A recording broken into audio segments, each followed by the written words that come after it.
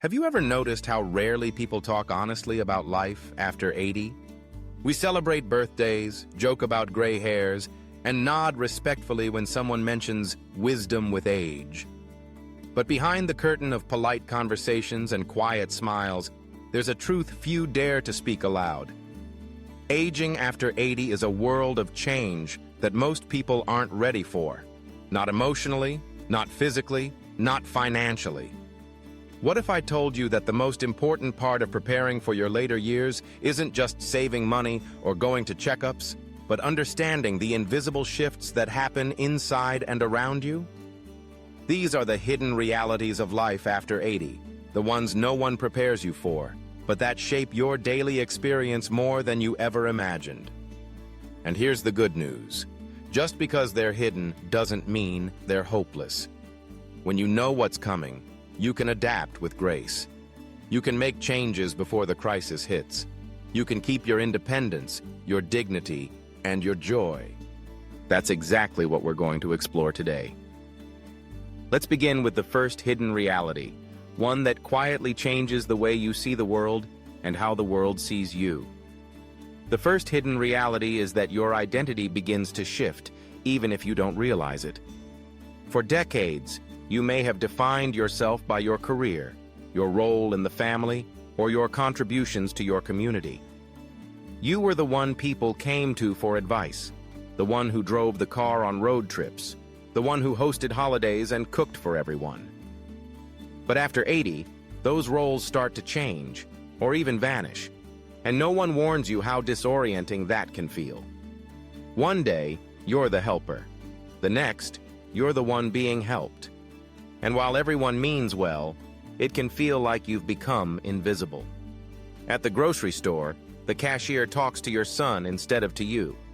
At the doctor's office, the nurse explains things to your daughter even though you're sitting right there. This subtle erasure chips away at your confidence. It's not just about pride. It's about feeling seen, heard, and valued. Now here's the important part. Your identity is still yours. It may evolve, but it doesn't disappear. This is the time to rediscover who you are outside of what you used to do. Think of it as a reintroduction to yourself. Maybe you start writing down your life stories, not because you're done living them, but because they deserve to be shared. Maybe you take up painting or mentoring younger people in your community. Your worth isn't measured by what you can still do for others. It's in the wisdom, presence, and resilience you offer just by being. Eleanor, a 90-year-old widow I recently met, told me, "I spent so many years being everyone's rock that I forgot how to just be me." Now every morning she journals one thing she's proud of and one thing she's looking forward to. She says it helps her remember that she's not fading. She's evolving. Let's move on to the second hidden reality, and it's one that almost no one talks about until it's already taken a toll. It's the unexpected emotional weight of losing your pace. I'm not just talking about walking more slowly or needing to rest more often. I'm talking about how your internal rhythm, the way you move through the day, the urgency you once felt, the constant to-do lists, suddenly starts to slow down. And that's not always a peaceful thing. At first, it can feel like freedom. You don't have to rush anymore. But after a while, the quiet becomes loud. The stillness feels like a void. You might find yourself wondering, what now? Or, what's next? And for the first time in your life, you may not have a clear answer. This shift in pace can lead to restlessness, boredom, or even a sense of uselessness. Your days stretch longer, and without structure, they can feel empty, even when you're surrounded by people who care. But here's the truth. You get to set the tempo of your life now. Slower doesn't mean stagnant. It means you finally have the time to savor moments instead of rushing through them. You have the power to create meaning in small routines, watering the plants, feeding the birds, calling an old friend just to hear their voice. One man I know, Alan, who just turned 87, started what he calls his morning meaning walk. Every morning at 7 a.m., He walks around his block and finds one thing that makes him feel grateful. One day, it was a blooming hibiscus. Another day, it was a child's chalk drawing on the sidewalk. He says it keeps his spirit sharp and his day focused. If the pace of life after 80 feels different, that's because it is. But difference doesn't have to mean decline. It can mean discovery. The world isn't asking you to hurry anymore. It's inviting you to notice what you used to overlook. So instead of fighting the slowness, embrace it. Fill your hours with intention instead of expectation. That's how you turn time into something valuable, not just something to pass. One quiet shift that catches many people by surprise after 80 is how much harder it becomes to sleep, and how deeply that affects everything else. You might find yourself waking up at 3 a.m. for no reason, staring at the ceiling while the house is completely still. Or maybe you fall asleep fine but wake up feeling as though you barely rested. And despite being tired, your mind won't settle when it's time for bed. It's a frustrating cycle, and it leaves many older adults feeling out of sync with the world around them. Now, most people chalk it up to just aging. But what's often missed is how these changes in sleep patterns impact more than just your energy. They affect your memory, your mood, your immune system, even your appetite. When sleep is disrupted, everything else starts to wobble just a little bit more, and over time, those little wobbles add up. The problem is, no one warns you that sleeping through the night might become a luxury, and they certainly don't tell you what to do about it.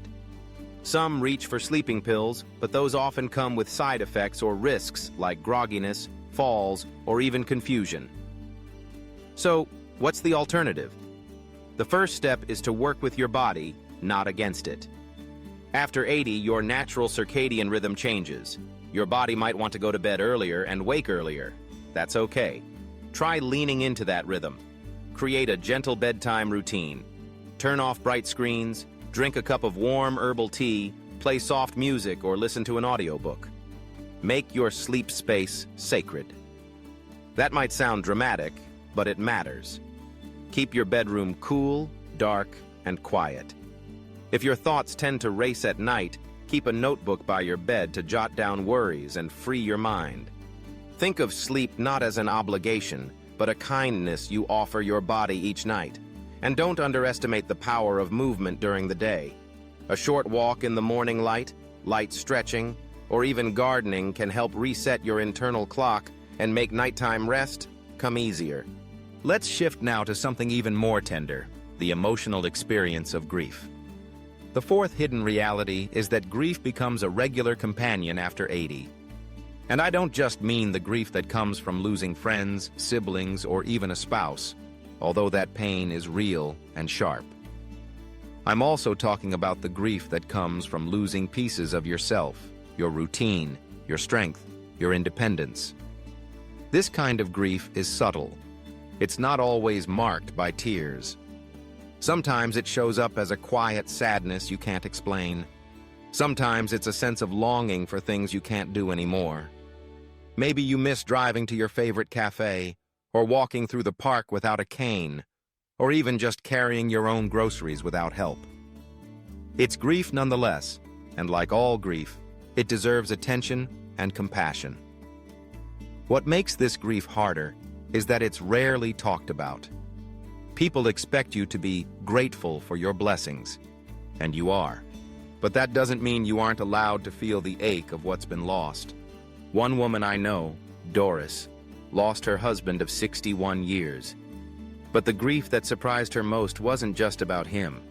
It was the silence in the evenings, the empty side of the bed, the dinner for one. It wasn't just that he was gone, she told me. It was that our life was gone. Our rhythm, our routine, our little moments. What helped her most wasn't pretending to be strong, but being honest. She began writing letters to her husband every night, sometimes joyful, sometimes angry, sometimes just a few lines. It gave her a way to express what had no place in daily conversation. Slowly, she began to feel less like she was drowning in silence and more like she was honoring their life together. Grief after 80 is real. It's layered, and it deserves space. The most healing thing you can do is acknowledge it without judgment. If you're hurting, talk about it. If you feel lonely, say it aloud. There is strength in being honest about your sorrow. You are not broken for grieving. You are human and deeply alive. And that brings us to the fifth hidden reality, one that quietly affects your sense of purpose. It's the feeling that you're no longer needed in the same way you once were. This one cuts deep, because for so many years you were the center of something. The family, the workplace, the social circle. People came to you. They needed your hands, your mind, your presence. And now, the phone rings less often. Holidays are quieter. Your calendar used to be full, and now it might only have a doctor's appointment. This shift can make you question your value, even if no one intends to make you feel that way. And if you don't address it, that quiet question, "What am I here for now?" can grow heavy. But here's the truth. Your purpose didn't disappear. It changed. You might not be packing lunches or leading meetings anymore, but you have something even more valuable now: perspective. That's a gift the world desperately needs. You still matter. Your voice still matters. Think about this. What advice would have helped you 30 years ago? What encouragement would have made your younger self feel seen, safe, and supported? Now's your chance to give that wisdom away. Mentor someone. Call a grandchild and ask them how they're really doing. Write down lessons you've learned, even if no one asked for them yet. Because one day, someone will be grateful you did. Purpose doesn't come from being busy. It comes from being meaningful. And meaning can be found in a phone call, a smile, a shared memory, or a note left behind for the next generation. One gentleman I met, Harold, started writing short life notes to leave in the community library. Just a few sentences on a small slip of paper. Thoughts on love, resilience, humor. He never signed them. But every week, someone would take one. And he knew, I still have something to give. So do you. There's something few people are willing to say out loud, but it's the sixth hidden reality of life after 80. The world starts moving faster, and you feel like you're falling behind. Technology, conversations, even the pace of people on the sidewalk, it can all feel like it's racing ahead without you. One moment, you're writing letters and having long phone calls. The next, everyone's texting in shorthand, posting updates online, and asking if you've set up your patient portal password. This isn't just a technology gap, it's a belonging gap. It can make you feel disconnected, even when people around you are trying to help. You might feel embarrassed asking for help with a phone or remote control. Or worse, you might pretend you understand, just to avoid feeling like a burden. But let me tell you this plainly. Falling behind doesn't mean you're failing. It means the world has changed quickly, and you deserve the time and support to catch up on your own terms. This is where courage comes in. Not the kind of courage that fights battles, but the kind that's willing to say, "Can you show me that again, slowly?" Or, "I'd really like to learn this, even if it takes me a while." That courage is gold. The truth is, you don't need to master every new thing. You don't need to join every platform or learn every app. But you do need to stay curious. That curiosity keeps your mind alive and your heart connected. It's not about keeping up. It's about staying in the conversation. There's a woman I know named Rosetta. She's 89 years old and just learned how to use video calls. At first, she resisted. "I don't want to see my neck on screen," she joked. But after a few lessons from her grandson, she now reads bedtime stories to her great-granddaughter every Sunday through the screen. "I never thought I'd feel this close again," she told me. And that's what it's about. Connection, not perfection. So ask, learn, explore. Not to chase the world, but to keep walking beside it. At your own wise pace. And finally, the seventh hidden reality. The one that no one prepares you for, but that changes everything. You are more powerful than you realize. especially now. This might sound strange, especially after talking about slowing down, needing more help, and facing grief. But listen carefully. Your power doesn't lie in what you can lift, drive, or accomplish. It lies in how you live, how you show up each day, with experience in your bones and kindness in your hands. After 80, you have something very few people in the world carry: perspective. You've lived through losses and love, through confusion and clarity. You've watched the world change again and again, and yet, you're still here. That's not weakness. That's resilience. That's strength that can't be faked. And yet, the world often forgets to honor this. It's easy to feel overlooked, underestimated, or underestimated. But please hear this. You still influence the people around you. Your attitude still shapes someone else's day. Your story still holds the power to soften a hard heart or light a new path. There's a quiet kind of leadership that comes with age. It doesn't shout. It doesn't need applause. It just lives, calmly, steadily, wisely. Harvey, a 91-year-old man I once met at a senior center, said something I'll never forget. "I don't try to impress anyone anymore," he told me, "but I do try to leave people feeling better than when they found me. That's my new job." What if we all saw that as our purpose? To use whatever energy we still have, whatever words we still carry, to offer comfort, clarity, or encouragement to those around us.